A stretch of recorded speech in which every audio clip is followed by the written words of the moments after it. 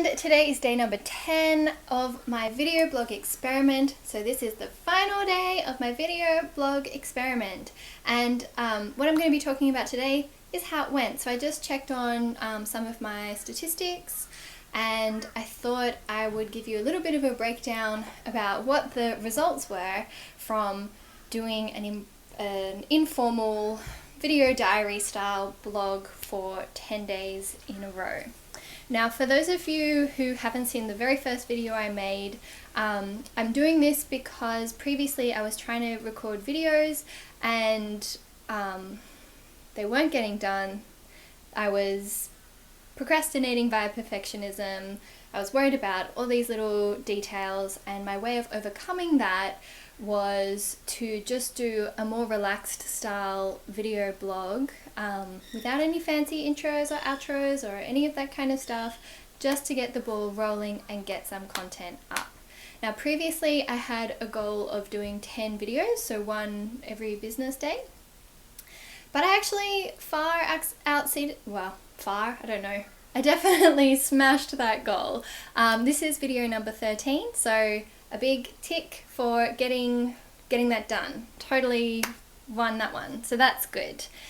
Now that was the primary driver, right? Get that goal accomplished. But I also thought it would be great for me to share with you what the impact of that was in terms of my Facebook page, where this is going, and also my Instagram page, which is a new account and started at about 0 followers 2 weeks ago. And also, I haven't put anything on LinkedIn yet, but I will be putting that there, and I've also been putting it on YouTube, whose stats I didn't check. So I thought I'd just give you a rundown of what the impact of doing this video blog was for those platforms, as well as some of the look at my website traffic. I'm on the fence about whether or not I'm going to talk about revenue in this. I think I'll probably leave it out for now, but that might be something that I do in the future. So, really simple. 10 days of video blogging, 13 videos recorded in a really informal manner, put all over the place. And what did that result in? It resulted in about 110, 120 new Instagram followers. I haven't done a lot of reaching out to or engagement on Instagram as of yet, so this is predominantly just a result of the content creation and putting hashtags on it. Now, a lot of those Instagram followers are people who are using a particular strategy of following me because I've used certain hashtags. They'll probably fluctuate, but it is having the impact that I hoped it would, which is that I'm sharing my knowledge with people who already know me, making it easier for them to refer people to me, making it easier for my clients to understand how I might be able to help them in a range of things, and helping my existing network know what exactly I do so that they could refer to me as well. So that's definitely on track, and that's definitely happening. So that's great. I also got a few new Facebook followers. I had a Facebook account that was kind of a business page that was relatively inactive previously, so there's just 6 new followers there, bringing it up to 163. That led to 86 unique website visits in the past 2 weeks, and I'm going to show you a little graph just so that you know. So this is going pretty much from 0, guys. Hopefully you can see that. So it's a couple, and then it starts to spike, and then it starts to grow again. So it's definitely people from my network, I assume, and maybe people who I'm meeting for the first time are coming to check out my site and understand what it is that I have to offer. So in terms of brand awareness, creating this video blog has been great. Now, I dug into my Google Analytics a little bit. Most of that seemed to be coming from direct traffic, but there was, in the past 2 weeks, it's 14 unique visitors from Facebook, 9 from Instagram, and 2 from LinkedIn. So it's that it is having an impact, and I'm sure that some of that direct traffic as well is as a result, and then people searching and things like that, so misattributed.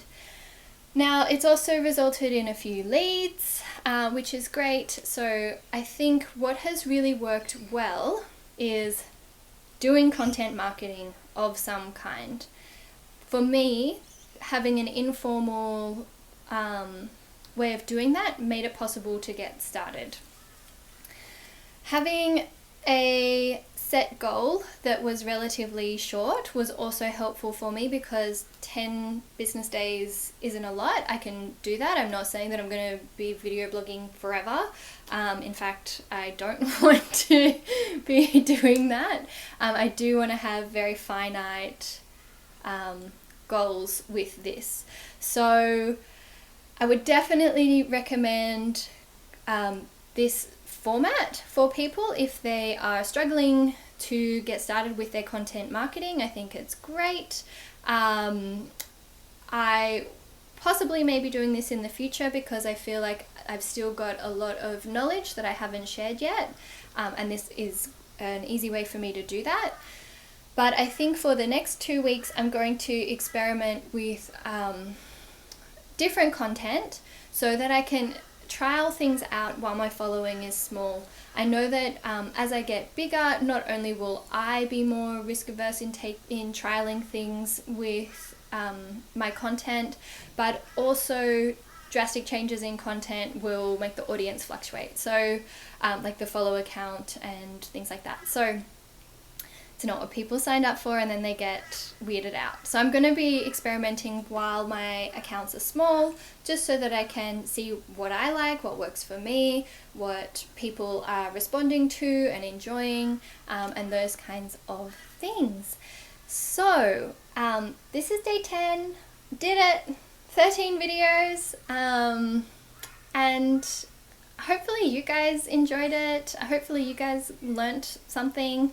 You know, there's a lot of different topics that I covered, and I'm sure you haven't had a chance to watch all of them, because 13 videos in 2 weeks is a lot of video content to be consuming. So feel free to go back and have a look. I've covered things like what type of content you should be using, hashtag strategies, oh god, what else have I covered? So many different things, even like the names on your account, things like that. So go back and have a look. I'll definitely be sharing more in the future, but I'm just not sure of what the format is going to be for the next little while. So hopefully you guys enjoyed, and I'm off to celebrate. See ya!